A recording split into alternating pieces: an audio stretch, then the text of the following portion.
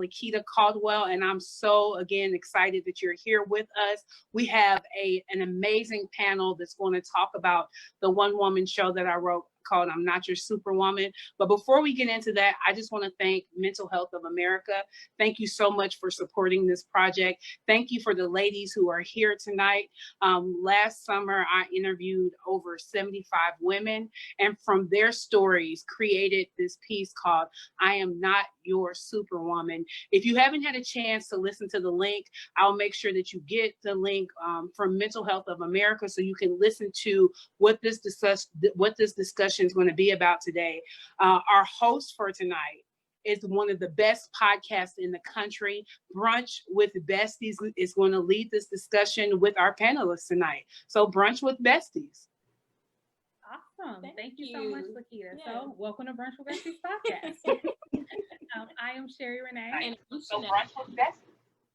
And our mission is to heal and help others as we heal and help ourselves through purpose-driven conversation. Absolutely. So a lot of what we do on our podcast, so we kind of take you through our format of what a brunch is. So we not like eating and drinking and things like that. We're really having in-depth conversations.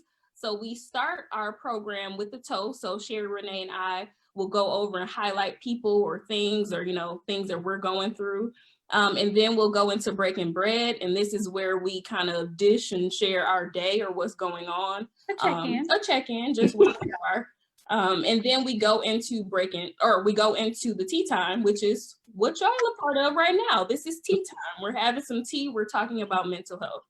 Yes, and May is Mental Health Awareness Month. So first we want to thank Martina and Mental Health of America, because this is amazing that we have a platform like this just to talk through what our people are going through. So thank you. And Martina, if you want to say anything, feel free to chime in. Thank you. I'm so excited to see all these beautiful women gathered in one space and caring about something that's really, really important to me about wellness amongst all communities. But I think women as caregivers, this is especially important. So I just thank all of you for being here and supporting our mission and this important topic. So take it away. Hey, one more thing I would like to chime in. If you have any questions, please put all of your questions in our chat box. Indeed. Yes, we were going to go over that too. So thank you, La'Ketta. But next, thanks to La'Ketta, because this is the reason why we are all here. She is a very dynamic woman who wants to share her spoken word with the world. And we are just so blessed that we were able to be a part of this whole I Am Not Your Superwoman. Thank you. La'Ketta, got any words to say? I'm just really excited to hear your thoughts around the One Woman Show, and just it was a project that's dear to my heart. My brother in 2015, he died by suicide, and so mental health, mental awareness is very personal for me. I worked with a young person who died by suicide as well, so I'm passionate about youth, I'm passionate about women, and I'm passionate about individuals knowing that they're not by themselves, and I want to make sure that we help them know that there is support out there for them and that we are stronger in this thing together. So again, I'm grateful for Mental Health of America for their support and their belief in the power of arts and how it can transform the community. So I'm so excited about this discussion and I can't wait. Let's get started. Yes. Let's go. And so hopefully everybody had a chance to listen to the piece, but if you didn't, that's okay. You can still be a part of this amazing discussion. And before we introduce the panelists, I want to actually sort of allow them to introduce themselves in a different type of way. So this piece that La'Ketta so beautifully crafted, it's about a woman named Scarlett.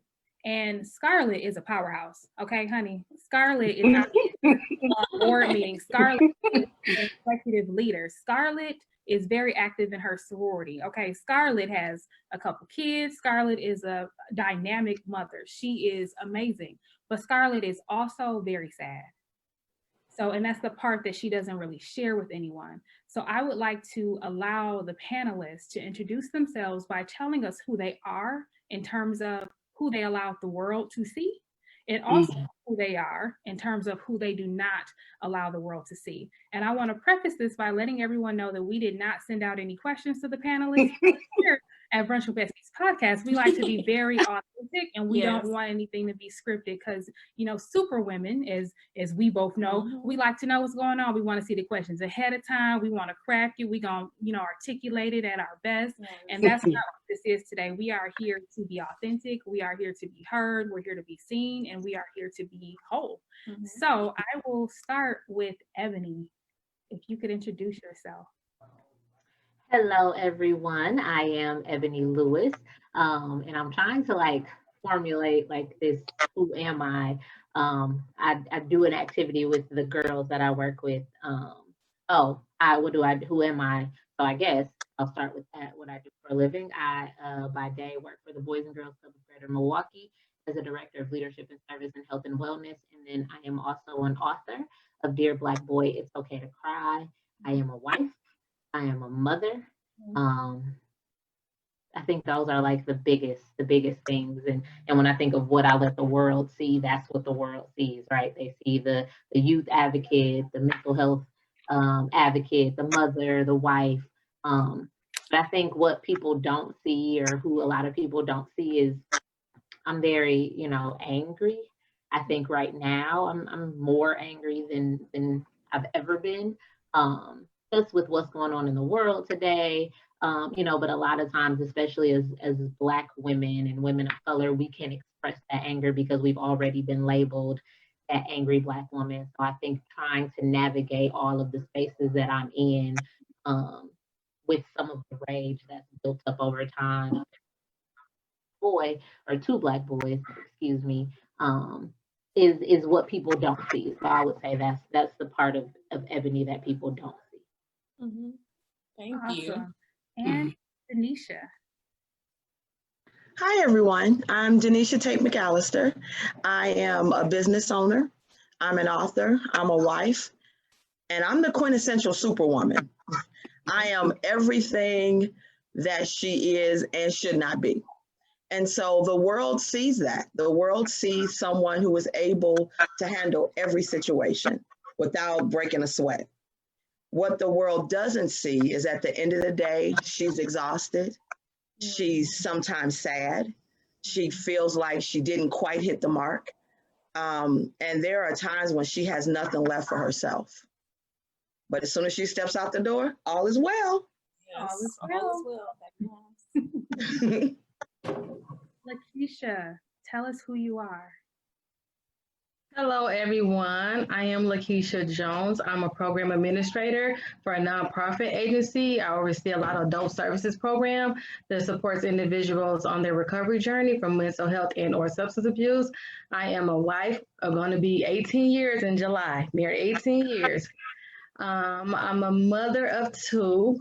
I am a sister, I am a friend, I am Big Mama, which they call me my family, which I'm trying to dethrone that title because I don't want to be everything to everybody. I want to make sure that I have enough to give in appropriate places and make sure that my cup is filled before I fill everyone else. So being a licensed therapist, helping individuals on their mental health and substance abuse recovery journey, you take on some of that. So doing self-care is something that I'm really pushing myself to do and other individuals who are being superwomen just as we all are. Thank you. That is good. And last but certainly not least, Lydia. Hey, everybody. Thank you all for having me. I'm excited to be here tonight. I guess I had time to think about it, so I should have a really good answer. But, I think who I am, I had diversity and inclusion at Kohl's. So that's becoming, I'm realizing more and more how people identify me. I am co-owner of Social X, and so people definitely identify me, the girl who, she throws parties, she likes to be out and be around people all the time. And I'm also a single mother, and that is another, title and identifier that I did not necessarily want, but that's the way that things have shaken out. And so I think what people don't see is the downsides of that, because we live in a day and age right now too, where, being a single mother. We know that it's hard, but we're like proud, and we talk about it in such a positive light, and we talk about how strong that we are as single mothers. And so I think the part that people don't see is when you aren't strong, when things get really hard, and when it's hard to ask for help, because that is the opposite of being strong and showing the world who you are as a strong woman. And I think the other thing that people don't see is wanting to be alone. Like when you show the world and the world sees you as an extrovert, they do not see you or understand that, you know, I need alone time. I need time without these kids. I need time without work, without my friends, not being at a party, watching my show, reading a book, like whatever I can do, just being alone. And I think that's the part that people don't see, because they see the smile, they see the happy, you know, being out, being at events and what you might share on your Instagram or whatever else. But I think that that's so important, because we need that time to recharge, and people don't always see that. Mm-hmm. That was really good. Thank you all. Thank you for sharing. All right. So right now we are going to jump right into our tea time. Y'all ready? Yeah, thumbs up. Thank you. Yes, y'all ready? Y'all look great. So we're going to jump right into tea time. So Sherry Renee prefaced this really well by saying we know who Scarlett is. We probably can see Scarlett in a little bit of all of us. She's strong. She's works hard. She's in leadership at her job. She's running her house and she has friends. We know this woman, but let's take it back a little bit. Let's think about childhood, because in the piece, we know that Scarlett, her first introduction to trauma was seeing her pops be murdered. So let's think back to tracing our initial trauma. So how do you start tracing back to what that initial trauma was? I'll go. I think the starting point for me was figuring out what my superpower was, because then I found its inception that day. And my superpower really is changing a mood. I need people to be happy, to be okay, to be whole. So interestingly enough, that came about when I was about 2 or 3. Wow. It took my mom to help me understand the time frame, but I vividly remember the situation. She was in the kitchen talking to her sister, and she was crying. And all I knew was whatever was happening needed to stop, because it didn't feel good. And so I came into the room, as I always did, make an entrance, and I made her laugh. And making her laugh made me feel like everything was okay. And so we talked about that one day. I said, Mom, I described what she had on, where she was sitting, everything. And she paused and said, wow, your dad and I were discussing getting a divorce, and you were about 2. So you never know what kicks in, but it's something that you yourself are trying to stop from happening. And you chase that all the rest of your life. That's not going to happen. That uncertainty, that stress, and it's what builds up that superpower that the Superwoman has. So for me too. That's awesome. That was great. Thank you. Thank you. Anybody else want to jump in on that one? I think I'll jump in, because I think that hearing Denisha really like sparked something in me that just kind of took me to my journey in general. And I think naturally, as women, or being nurturers, like helping people and caring for people is something like we all kind of take on, or a majority of us take on. But when I think of my childhood, I think of my father, and a lot of people know the story of my father publicly. My book is dedicated to him because he was diagnosed with bipolar when he was 18. He experienced a lot, but when my mother and my father got a divorce, so I think divorce is a piece of the trauma that I experienced as a child. I very much I was a daddy's girl, so I wanted to take care of my dad. And then shortly after, I found out that my father was addicted to drugs and had a mental illness and all of these things. So a vast majority of my life was spent taking care of him. And for a really long time, I never understood why I was the way I was with men or, like certain things. And eventually, as I got older, I started to piece together that, a lot of times we talk about that, right? Like daddy issues or things like that. But a lot of times that relationship shapes so much of our lives or lack of that relationship. And so I think when I think of, there's lots of different traumas that I've had that I think have shaped me over time. But I think my relationship with my father has truly made me who I am and has allowed me to really dig deep into a lot of the relationships that I've had. And so I think today, as I'm growing, I'm learning how to not take on so much. I think with my dad, I was trying to save him. And I was trying to save him from myself, same as Denisha, that idea that like my father had a stroke 8 years ago. And I remember I literally stopped everything in my life. I was 25-ish, 25 at the time. And I stopped everything in my life to be at his bedside every single day just to love him. And a part of me always feels like my love brought him back because he literally was like almost like pronounced dead, basically. And I feel like my love brought me back, but that was a part of my life where I was at my darkest because I was pouring so much into him and trying to save, I'll call him my Superman, that I was depleting myself. And so I think that notion of like trying to make everything better has been something a lot of us take on. But at the end of the day, we can't make everything better. And when we can't, then it becomes a problem and it tears us up. So I would say that's mine. That's really hard. Yes, you said a whole lot of words. And it's interesting because Sherry, Renee, and I were just talking about daddy issues and what that looks like for everybody. Like it looks different. We say this like blanket statement like daddy issues, but it looks different for everybody. Yeah, absolutely. And then too, just to add to that, I think part of the conditioning with that is that, Denisha said, oh, I came in, I made them laugh. They were maybe not knowing that they were getting ready to get a divorce, but it was effective. You broke the tension. And then Ebony, you were successful in loving him back. So I'm gonna do it again. Right. And Denisha, I'm gonna make you laugh again. I'm gonna keep doing it because I got positive, or at least what I perceive to be positive reinforcement. Okay. So Scarlett, there's a point where Scarlett is literally saying, like, I am not okay, but I ain't got time to deal with my feelings right now.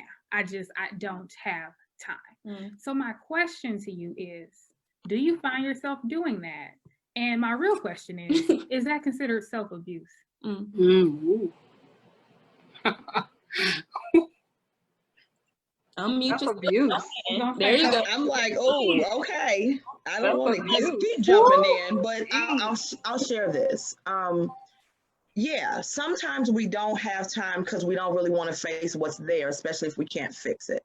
And it absolutely is self-abuse. In 2017, I experienced a headache that lasted 7 days. And eventually it went away. And I'm like, all right, we're good. And then 30 days later, I experienced another headache. And I'm like, yeah, 7 days, I can handle anything. But when it didn't go away the 8th day, I got worried. Now, that is abnormal. Seven-day headache is just not okay. But I made it okay because I didn't have time for a headache. I had things to do, including walk 4 miles. I just had things on my agenda and the headache wasn't one. And that 8th day, because it kept going, I went to the hospital and within 24 hours was rushed into emergency brain surgery. Wow. And even at the emergency room, I said, this migraine, I need help, this migraine. And the reality is the neurosurgeon said, ma'am, I need you to stop saying you have a migraine. Yes, your head hurts, but you have a subdural hematoma and we have to go in and stop the bleeding. That's too bad. That's unfortunate. That's too much. I could have died. For 30 days, my brain had been bleeding and I didn't have time to check it out. Wow. So yes, that's definitely abuse and we got to stop that. We absolutely are killing ourselves. Thank you for sharing that. Yes, thank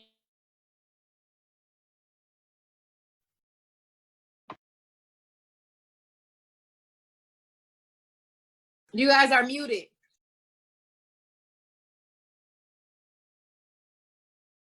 Okay. I said, thank you so much for sharing that.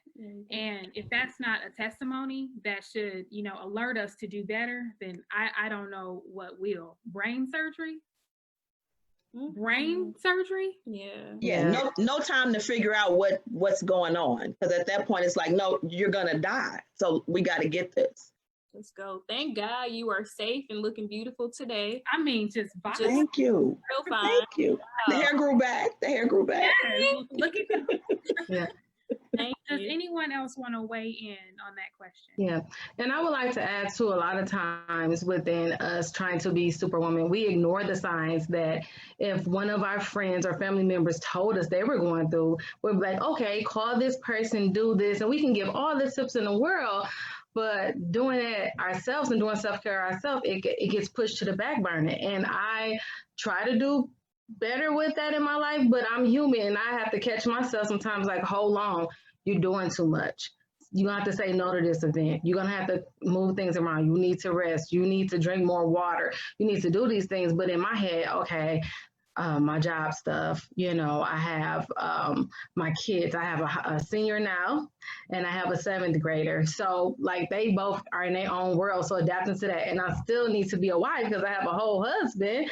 And then I'm a daughter. I'm a sister. I'm like all those titles we have. If we sit down and write down all the titles that we have in our life, we'll be like, whoa, this is too much. But we keep going. And we have to realize if it was our vehicle and that E-light come on and we try to keep ticking and driving, eventually the car is going to shut down. And it shuts down because we didn't pay attention to the half sign, the light coming on. We just kept going. So just really being mindful of those signs and paying attention to that gut instinct, trusting ourselves to do better about ourselves. Yes. I think the key thing that Denisha said that stood out for me was, like, if you don't know how to fix it, then you don't address it. And the thing is that we do that in our everyday life. Like if you have a to-do list, if it's for work, the thing you put on the bottom is usually the thing that's going to take you more time, that you have to really figure out. Like you check off the boxes that you can check real quick.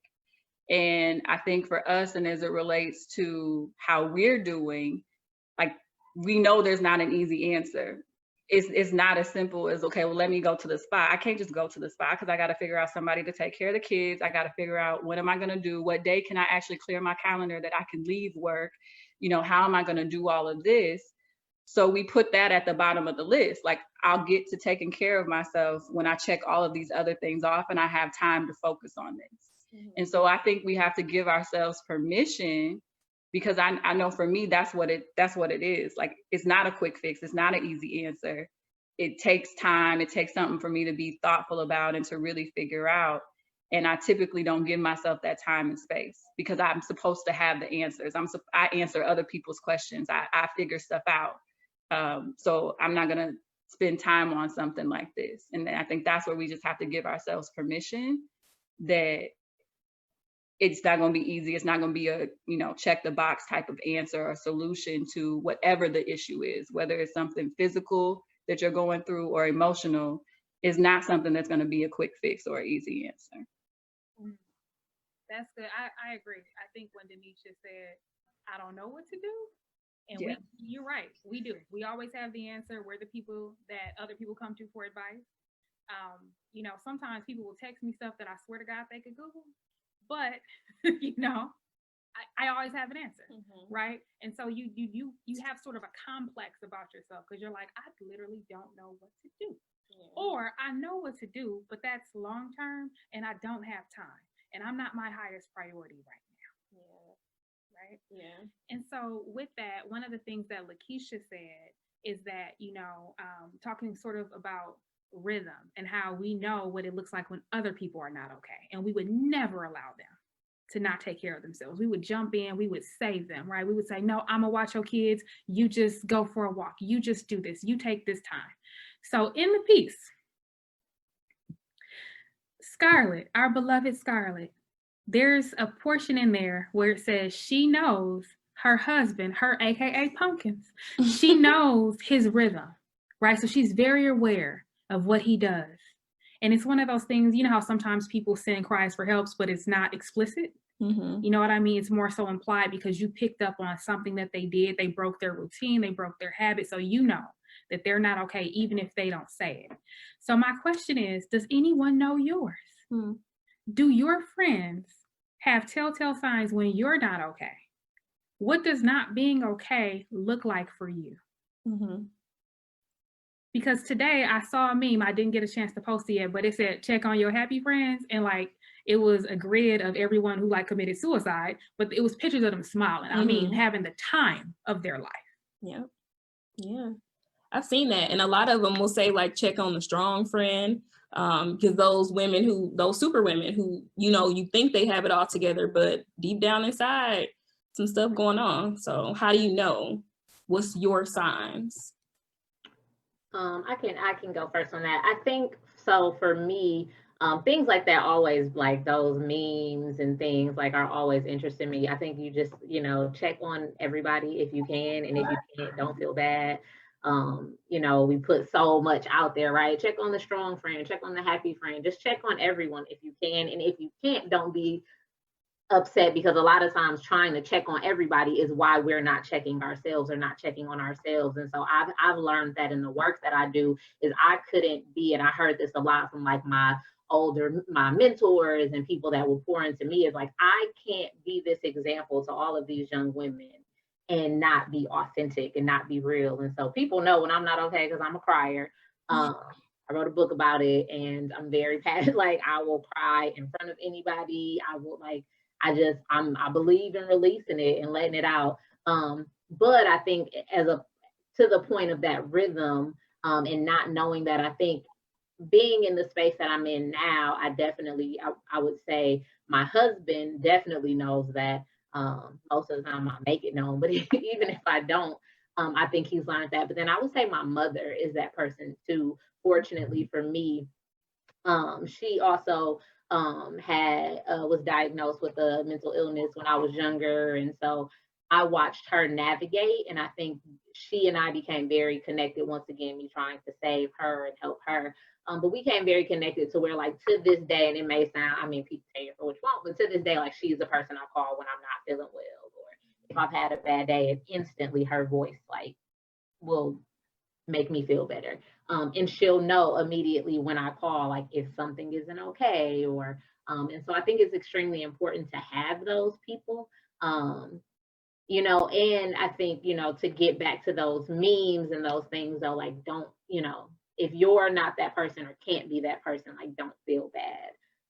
Because I think a lot of times we put too much pressure on ourselves to help people or be there for everyone we can't. But if you can, you know, definitely, I would say check on everyone.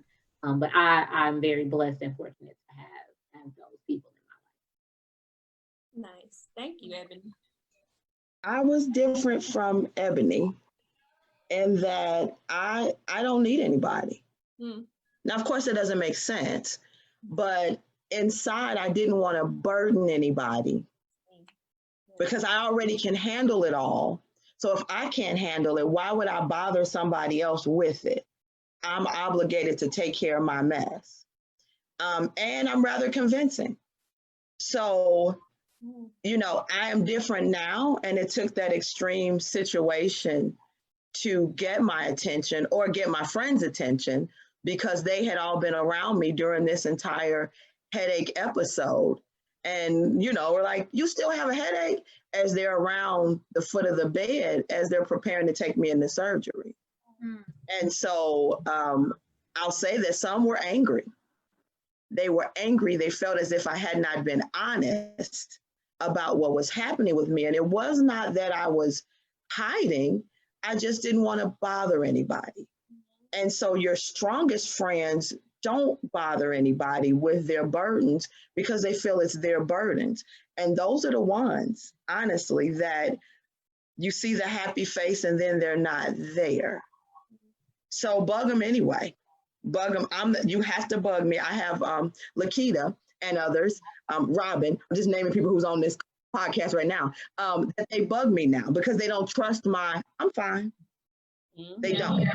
And I'm okay with that, because sometimes they have to go, no, you're not. I am. No, you're not. You're right, I'm not. You know, because it's hard to not have it together. It feels like weakness, and nobody wants to be weak. Especially, Yeah. we talked about this on the first panel, right? That it's a habit to be strong. And you always no matter what happens, when something is a habit, you become comfortable with it. So, it may not be conducive, but it is comfortable. So I'm going to do it, right? That's my default. Yep. And I would like to add to that too. And a lot of times, again, I can agree with Denisha, not want to have that burden be somebody else's and present to be weak and vulnerable. Because a lot of times too, when you get to that point and you want to vomit out your emotions or your feelings about something, you want to ensure there's going to someone who's going to care for it. What I mean by that, keep that between you and that person, because it's like you don't want that spread. And a lot of times trust becomes the issue. Or not even having a person that's strong enough you feel to handle. If you know that your friend is going through so much and you feel like her life stresses are more important than yours, you're going to hold back your information. And it could be a time that they could really handle that and support you, but it's that internal fight, that battle that's inside that you're trying to figure out, do I go left or right? So just being able to learn how to process your feelings. Some people journal. I know I'm a writer. I journal a lot, but I also came to the place of being able to let the people around me that is close to me, my core, know my love language and know kind of the signs. Or like if I say, hey, y'all, I'm shutting down for 2 days. That don't mean like, oh my God, run to my house, beat on my door. But that mean I just need a break. Don't ask me for no favor. Don't ask me to do nothing right now. I don't want to go nowhere. Things of that nature. I need some time just for me, whether it's sitting in my room reading, lighting a stress relief candle, me just having intimate time with my kids or my husband, but me being able to find my own outlets. And it's by trial and error. A lot of people might do yoga. Me and yoga ain't been friends. So you have to find your niche, but be open to try different things, especially when we don't got the answer. Right. That was good. And I think you made a great point, Lakesha, by saying to give yourself permission. I think Lydia said that also, to really make sure that we're giving ourselves permission to allow ourselves that time, or, whatever the case may be for your particular needs, because we all have our own internal needs of what we need when it's time for us to be like, all right, I need some space. I need some time to myself, but to give yourself some grace and to allow yourself that time. I was going to just add, I think somebody kind of mentioned it in the chat too. I think it's also worth like a self-assessment. So talk to those people closest to you, but also think about like what happens to you. Are you a super extroverted person, and then when things get tough, or when you really feel a lot of weight on your shoulders, do you suddenly get quiet, or do you stop talking as much, or is it the opposite maybe? I know for me, and I had to think about it like, man, I need to share this with my friends because they may not know my dad is my person, and he knows me so well. Like he can see, and some of the things he's pointed out, he's like, when you're doing too much, like when you have too many meetings, work is too much or whatever, you start getting real snippy with the girls. So I have 3 daughters. They're twins that are 10 and a 3-year-old. He's like, that's not the type of mother you are. That's not the type of parent you are. So when I see you behaving that way, like he calls me out on it. And of course he's my dad, so he feels like he can, but since he shared that with me, now I catch it. So now I notice it, and I feel when I can feel myself, getting real snippy with them or talking to them in a way that's not how I've chosen to raise my daughters, like the type of relationship and the way that I want us to be able to communicate with each other, or I see them responding to me, right? Because I have one that is more like me than I wish she was. And so when I get in that mode, she gives it back. And then I'm like, wait a minute, you can't be mad at her because you're the one who's putting it out there because you're overwhelmed with everything else going on in your life. And that's not her fault. That's you. You got to get some stuff off your plate. So I think we have to think about, like, how are we showing up and what are some of the things that we're doing? Because then we can take some of that, accountability ourselves. Yes, you can share it with your friends, but you can also start to have those things like where you're getting triggered, or at least they're coming, and you can see how you're responding to stuff. Awesome. Because I know for me, if I'm like sitting in the dark, It like is. under a blanket. Yes. And I know maybe a couple weeks ago or so, I wasn't having the best day, y'all. Went to a dark place. And so I live alone, right? So don't nobody know that I sit in the dark. I just do. And Chanel texted me and I didn't respond. And so she FaceTimed me. And I was like, if I don't answer, Chanel's probably going to come to my house. Yeah. So I answered and she was like, so you sitting in the dark, huh? My spirit told Okay. me. Let's talk. Yes. You know? Yes. And so I do think that, you know, number one, to your point, you have to know. And then two, it would be great if your friends knew, because a lot of things go unsaid and even more things go unnoticed. And shouts out to all my besties who's up here. I see Scarlett, Right. Lakesha, Maya, Y'all in everybody. Nadia's probably in here somewhere. I can't see all the boxes, but hey, bestie.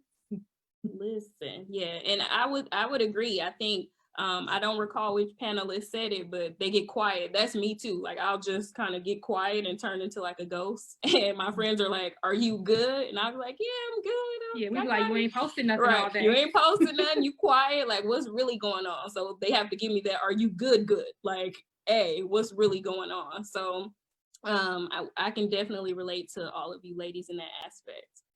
All right, so we're moving right along. So Scarlett, like we said, prefaced it, she has it all together. However, she's not feeling like she's enough.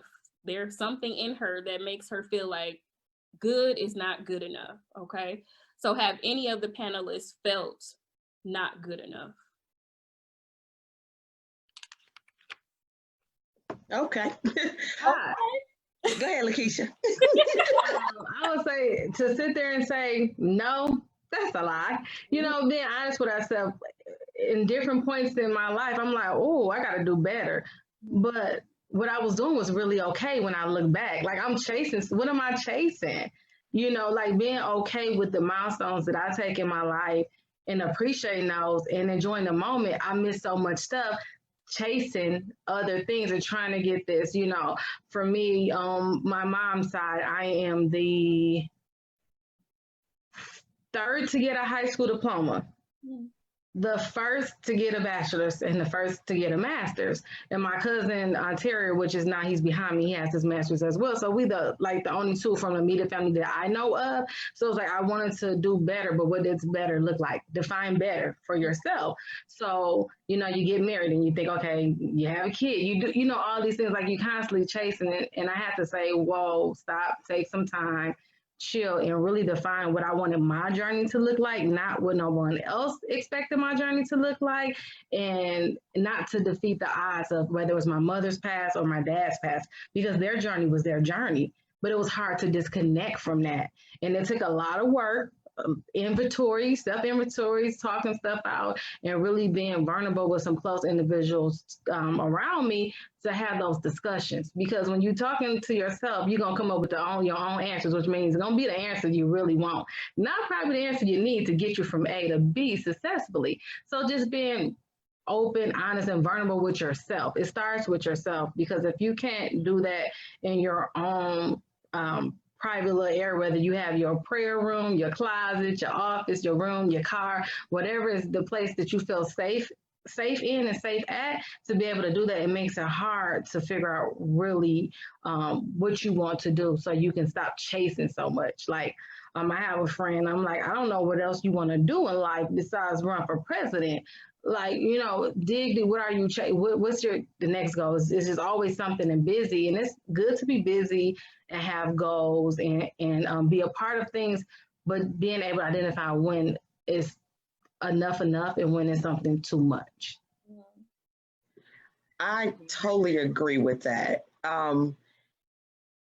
The outside sees all these amazing accomplishments. They see the title, they hear all these accolades, but inside it's never enough until you get back to the root of that weed. What happened that gave you the not enough in your self profile? And that's what you got to get to, because it's always the next, until you get to the base of it. And Ebony's talked about it early on. Daddy issues are real. A young lady gets her identity in a love male-female relationship from how her dad treats her, from what he says, from what he does. And if that voice is absent, the answer must be something's wrong with me. And therefore, you carry that through adolescence, through teenage, through something must be wrong with me. So no matter where you land, I hope they don't figure out that I'm not enough. I literally went through a situation where I had received a promotion on my job, and someone at a party announced to the room, hey, let's congratulate her, you know, and I was furious because I wasn't ready to tell the world that I was a COO of a multi-million-dollar company, because inside I wasn't enough. And I'm not sure why they felt that I could handle that job and do that and do all this, because truth be told, my daddy left. So something must be wrong with me. And it carries that, and it's so illogical, but it's real. And until you get back to trace to that, and if you're fortunate enough to have that conversation with whatever trauma caused it, then maybe you can reset. But if not, you have to forgive, you have to reassess, because how old was your mind when that set in? 5? Like, come on. So really, so that you don't carry it into adulthood, and especially not into your next relationship, because it does devastating damage when you don't think you're enough. Because that other person can never, ever fill that void and make you feel like you're good enough, because it starts with you. Yeah, that's good. And somebody in the comments, and I think it was Marina Murphy, said imposter syndrome. And it's funny that she said that, because in La'Ketta's beautiful piece, that is what Scarlett explicitly says that she has. And I know that as La'Ketta was doing, I was one of the women that she surveyed. And I told her, I said, you know, I have gotten exceeds expectations every year at my job. I have gotten every award. I have gotten everything. You know, and I said, people just look at the thing that you got, but they don't realize why you got it. You know what I mean? I got it because I'm trying to validate that even though my dad chose a crack pipe over me, I must still be good enough. Even though I'm single as a dollar bill, I must be good enough. You know what I mean? Like, even though I don't have the, you know, the things that I want, and like you said, Denisha, when you are coming up, your mind, your childhood mind is trying to rectify whatever happened with your parents, even your mom. You know, it could be something that happened with your mom as well. And you only know what you know. Yep. And the only thing that you know at that time is you. So the problem must be me. So if I do all these things, if I am always at the top of my game, if I am exceeds expectation, if I win all the sorority awards, if I do this, this, and this, according to my wall, honey, I must be good enough. But nothing ever fills that void. So my next question will be, what have you done? What does imposter syndrome look like for you? It sounds, Denisha, you kind of answered it, but what have you done to fill that void? And does it look like that to you? That's what it looks like to me, right? But maybe it doesn't look like that for you ladies.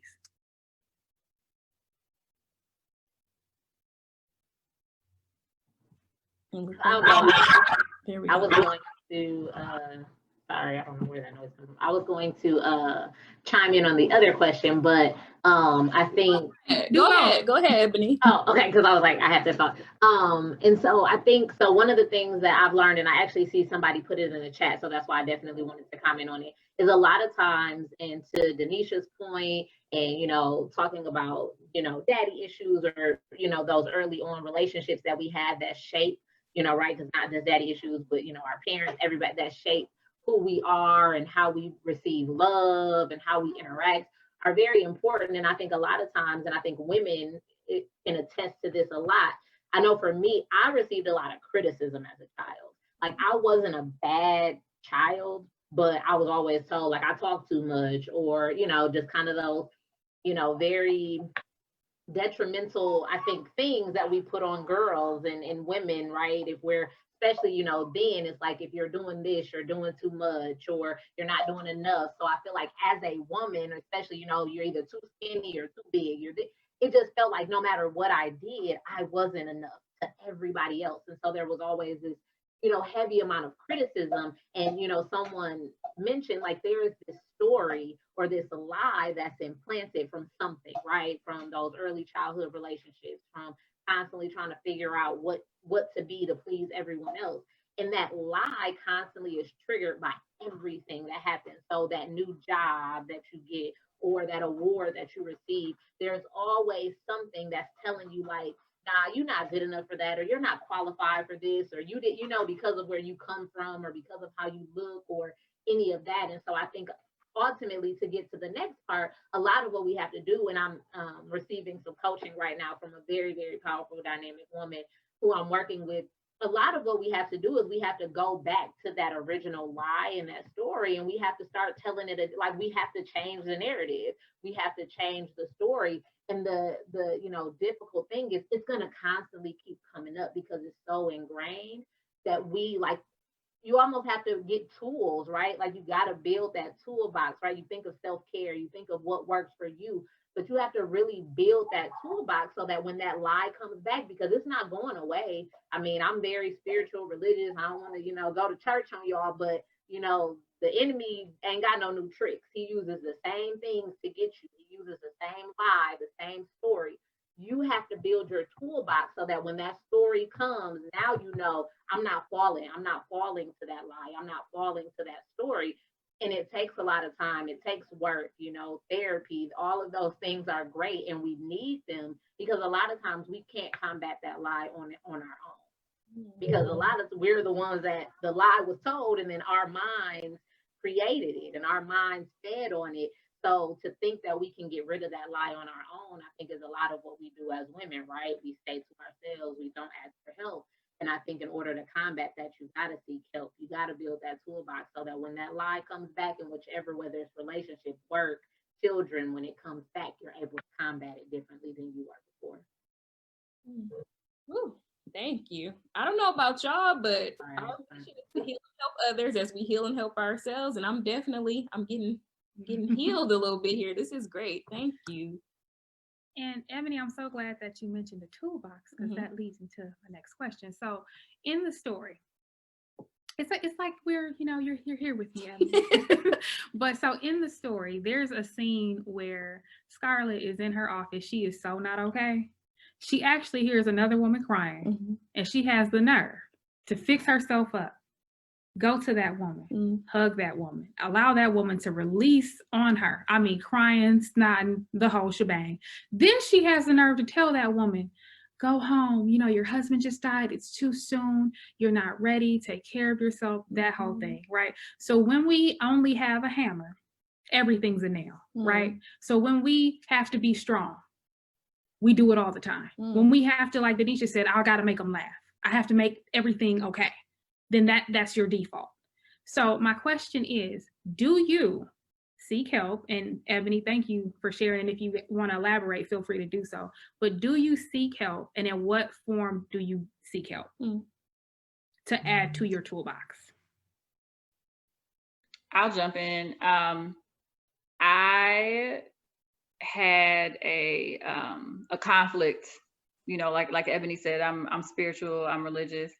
And I definitely had that conflict of like, I don't need to go to therapy, or I don't need that. I could just pray, and pray my way through it. And I was one of those people. But I will say that like starting with prayer was great. It wasn't that was a bad thing. That was a great place, or seeking, spiritual help. And I think that that's definitely helped me in my journey. But getting to the place where it was like, no, I need to go talk to someone who doesn't know me, who, doesn't have any previous judgments or anything like that. That was huge for me. And so, like, I don't necessarily go now on a regular basis. I don't have, every other week meetings or anything like that, or appointments. But that's still one of the top things in my toolbox. Like, if I'm feeling overwhelmed, or if I'm feeling some of negative thoughts, kind of like Ebony talked about, like I'm feeling those coming back in, I'm quick to be like, let me go make an appointment, because I need to talk to her. So it might not be a regular thing anymore, but I still consider that a huge like tool in my toolbox that I know that I can go back to anytime I need it.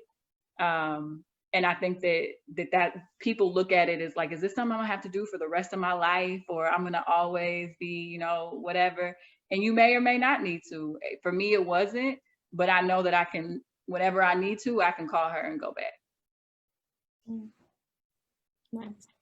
I'm so happy that you said that, because I'm religious too, but you can have Jesus and you have a therapist. Why not get double health? He made it for you. It's there, you know. And being an African American and midst that comes around mental health therapists and all those things, and being in the church, and you know, what are you doing? Therapist, the look. Like, I'm not trying to diagnose you. I don't want to know your problems. I can't even see you, but I can refer you to somebody. But it's okay. And like you stated, it may be for a week, a month, a couple years, on and off. It's whatever works for you, because it's your personal healing journey. And you have a right to access the tools that you need to help you be the best you can be. Because if you don't have those tools and you're not the best you that you can be, it'll spill over in your personal relationship with your partner, your spouse, over with your kids, your friends. That trying to obtain and sustain relationships, period, will be very hard, because it's going to spill over on those individuals who had nothing to do with whatever that trauma is that you're trying to battle with independently. It might not even know it even exists, but can be paying a price and can ruin some great relationships based on some things that we ignoring. So I'm one to say, yes, if you need whatever service, if your blood pressure is high, you're going to call your doctor. You know, you break a leg, you're going to go to the hospital. So ensure that you use the tools that are available to you. In Milwaukee County, we have a lot of great resources. If you don't know any, I make sure that I can put my email link in here too, but we know 211 Impact can connect you to a lot of resources as well. But yeah, it's okay to be spiritual, pray, fast, do whatever you do that makes you be in that moment of worship, but it's still okay to see a therapist. It does not mean you're a bad person. That does not mean that your faith is not strong, or you shaking, or you weak. You're actually stronger, because whatever you was dealing with, you said, this is not right. This feeling, let me try to figure this out. And then you trying to do the steps to get things in order for you and become more stable. So it is okay. That's my answer for that. Absolutely. And I would just, I'm sorry. I just want to comment really quick on what Maria put in the chat. She said, prayer is a weapon. Therapy is a strategy. Come on, Maria. That's the word. Thank you, Maria. And go ahead, Ebony. And I think so. Piggy, agree with everything that's said. And I think, you know, when you think about tools or you think about healing, I had this conversation earlier this month. I participated in a chat about mental health, and, you know, stigma is real. So, you know, that whole idea, right, of like therapy and, you know, the rap that it's gotten, especially in communities of color, or, you know, sometimes people think it takes away. I think when we talk about tools, unfortunately, like, there are good tools and bad tools.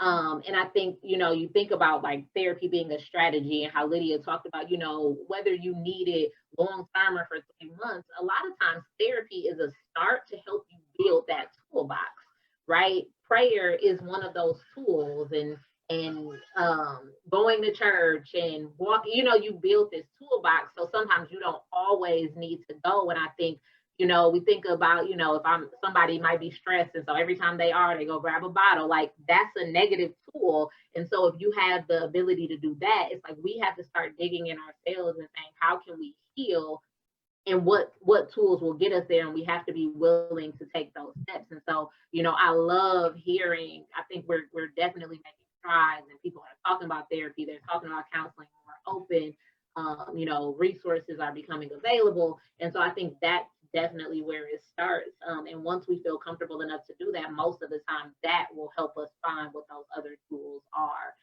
those very positive tools that can help us get through what we're going through and get to healing. That's good. I think that there's one other thing I just wanted to add to in this toolbox, because I think a lot of times we don't necessarily bring up coaching, which is slightly different than counseling or therapy. And I think that's huge, because so many of the examples that we talked about today, you know, whether they might stem from trauma, but how they're showing up today could be things in the workplace, with your career.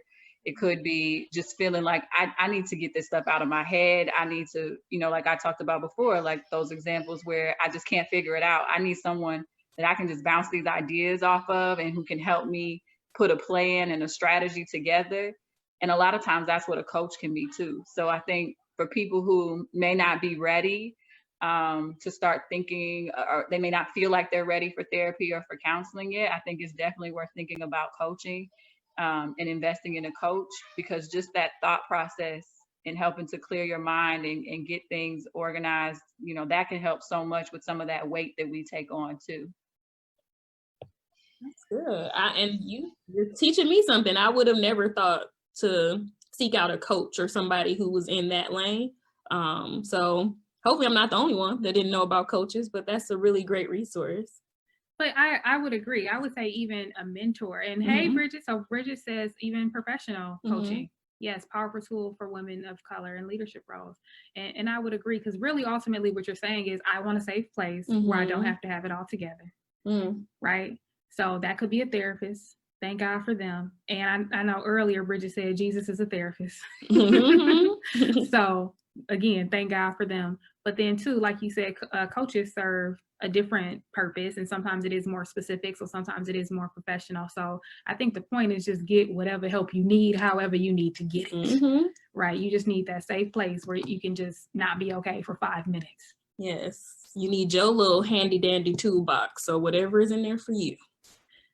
So in the story, Scarlett never let anybody see her not be okay. And then as we move on to the letter, so eventually Scarlett writes letters to her kids, to her pumpkins, aka her husband, and to her best friend.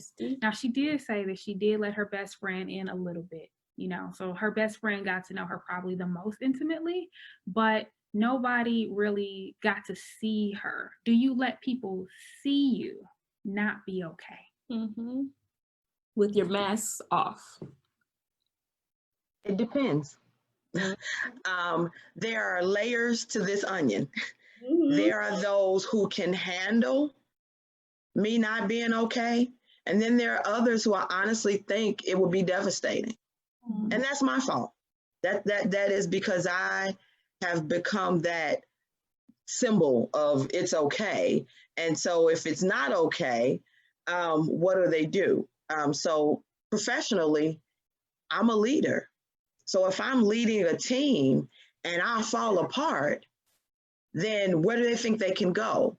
And that's a dangerous role to be in without having a peer group that you can be honest.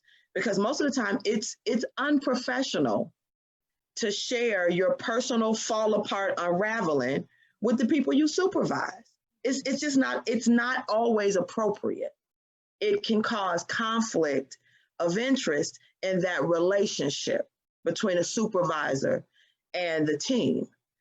Not to mention it just becomes messy, because then you turn around and want to discipline them when they do wrong, but they know XYZ happened in your life. Like, that's just complicated and messy. So as a leader, it's important to know who you can unravel with and who you shouldn't. And then in your personal life, who will handle you right? Everybody is not there to see you win. And we unfortunately find out the hard way that the very people that we confide in are businesses out there. It's it's a mess, and it's devastating because it's hard enough to be vulnerable. Secondly, you don't really want to depend on anybody else. And then when you finally do, this is what happens. You go back 10 years, like, I'm not telling anybody anything till your head pop off, so really it's important to find somebody. It don't have to be an audience of somebody's, but somebody who can help you get to the step towards healing.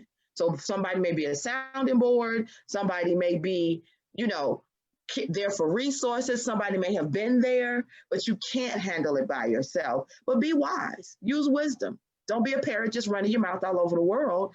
Actually go to someone that can be a resource towards better. Yeah, and I want to piggyback off of that because I felt everything you said, especially about like confiding in the wrong people or people not necessarily having your best interest at heart. And I think I learned that lesson a lot over the last few years. And I think, it's one of those things where it's really hard when you do confide in people or when you trust people and you're vulnerable and they misuse it. Sometimes they don't misuse it. I won't even say like on purpose. Like I had a situation where somebody misused information I gave them thinking that they were protecting me, but they were actually hurting the situation more. And so I think, that's why I will, yell to the rooftop about therapy, because there's somebody that legally cannot talk about what you're telling them to anyone else, right? Like, so for me, I think that's why that's, one of those great spaces to open up in and to be vulnerable in, because that person can't, like, they could lose their license, like if they did. And so I think that's why that's there. But I think it definitely is tough because you have to be mindful of other people's motives, and misery loves company. So a lot of times when you look like you got everything together and now you letting them know you don't, they like, yay, finally, and I feel like a lot of times that's what happens, especially to women of color, because we've put on this mask for so long that when somebody sees us take it off, they're like, wait, what?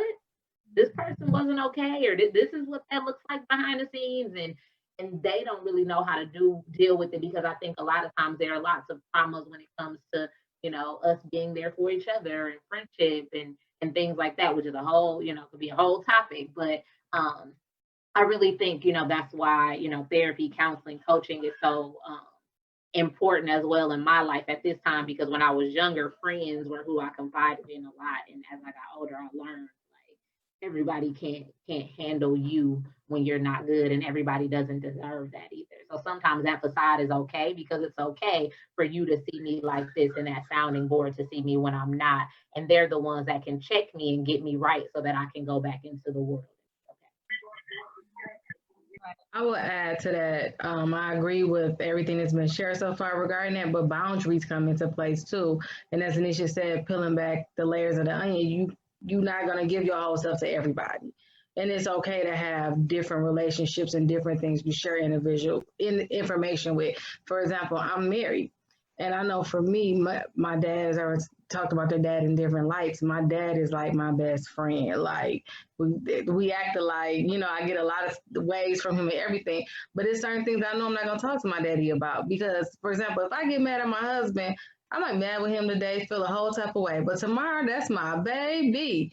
But my daddy might be like, oh, no, I don't care for him no more. So it can cause conflict. So just being too wise and kind of filtering who you share information with. You talked about friendship. That's a whole another, like you said, topic, because if I share something vulnerable with you, even if we're not friends no more, you feel whatever type of way about me, whatever I feel about you, whatever we share and discuss, that's sacred. That shouldn't be brought up again.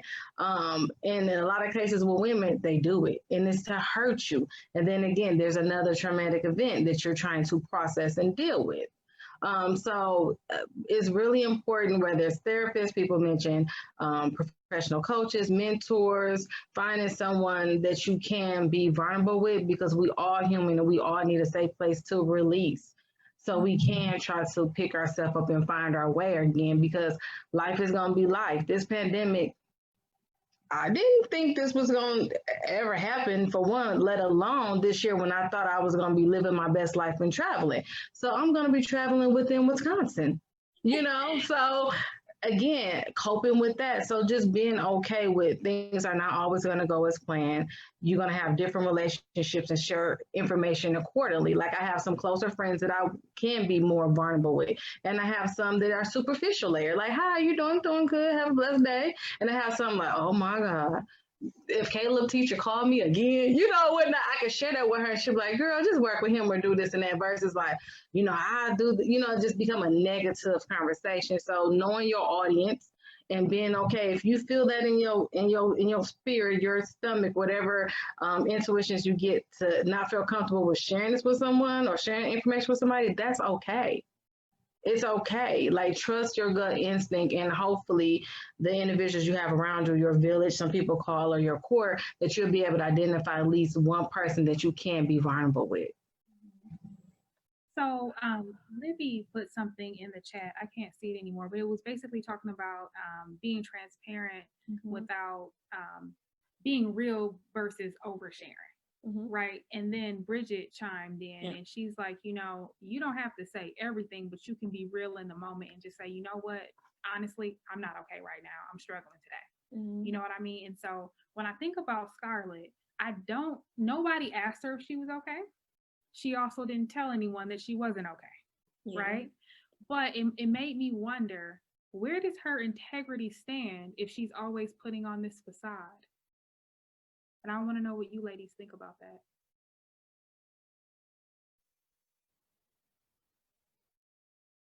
And where does yours stand when you're putting on? I should say when we. Yeah, when we Right. I'll start that one. I think that's a hard question, right? It's the same thing as the examples that we've given, and we talked about Scarlett and how she's taking care of other people, but she's not doing that for herself. And I think it's like a double standard.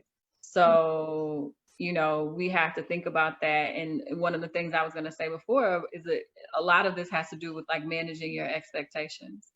And we have to think about our expectations of ourselves, of our friends, of the people that we're sharing things with. Like all of that, you have to think about your expectations. And I think in terms of integrity, like we all have our moments, right? Like, and we have to, there's going to be moments when we may not act as you know, the highest standard that we might hold ourselves accountable to. But I think in this case, like within the story and just for all of us, it's like, okay, is this becoming a routine, right? Like, did someone ask me, was I okay? And I say, yeah, I'm okay. And I know I'm really gonna go home and be in my prayer closet all night and get myself together. Okay, that happened once. But if it becomes something that's like every day or every time people are asking me these questions, I know I'm literally lying to their face, then that's when I feel like, okay, wait, my personal integrity is now in question. This isn't just this happened a one-time thing, or, you know, I couldn't talk about it. We were in a public place. I couldn't get into it. So I said, you know, what I needed to say. But when it becomes something that you're doing all the time, you're covering, then I think we really do have to question our integrity. It's interesting that we're using the word integrity. It's a great way to examine and think about it. Because to the person that says, I'm fine, I am. I'm not as good as I could be, not as good as I should be, but as it relates to what you need to know, I'm fine. And that's not the right way to be, but it is a very real protective layer that is created by people disappointing you in your life. And therefore, I will not set you up to disappoint me. I see what you're capable of. I see your inconsistencies. I see that you're human and fallible. And I see you kind of flaky. So why would I bother to share with you all of this that's on my back? Because what you gonna do with it? I'm fine. And that's unfortunate, because that could be the very moment that person can have a breakthrough and really be there for you. But just being honest and transparent, I do not set people up to disappoint me. Because when you disappoint me, the distance I then put between you and me is ugly. It just is, because I don't need very often. So if I let down all the walls, take off the cape, be honest about what it is and go help, and you drop in and step on it, I'm devastated. So the answer may be, I'm fine. And that's something that has taken years to get past that, to understand that you gotta let people in. You can't be thinking that everybody's going to fail you and disappoint you, especially when you get married. Like, that's a setup. That's so wrong. But you gotta know that about yourself. And I had to deal with that. I had to deal with, I got it. I would rather mess it up than you mess it up, because at least I don't lose a friend if I mess it up. You know what? You just said a whole lot. And I think one of the key things that you did say is that you have to realize what it is in yourself. Because I too had the same thing where a friend and I had a falling out because I felt like they weren't there, because I finally revealed that I was not okay and I needed help, and I felt like they didn't do anything with it, right? So I put all this distance and I was all mad and whatever, right? And then eventually I was like, you know what? most of that is my issue. Like, yes, they fumbled the ball. Okay, they did, right? But what part of that is me? What part of that is my abandonment issues? You know what I'm saying? Like, what part of that is the little girl whose dad was in jail her whole life? You know what I mean? Like, can you really make her responsible for all of that? Is that fair? You know what I'm saying? So I think that you have to look at it both ways, because, you know, like you said, you know, fool me once, shame on me, fool me twice, you know, or shame on you, fool me twice, shame on me, right? But I think that there is an accountability aspect where you have to say, what part is yours? And I'm asking you to be accountable for that. And what part is mine that I cannot put on you? You know? Yeah.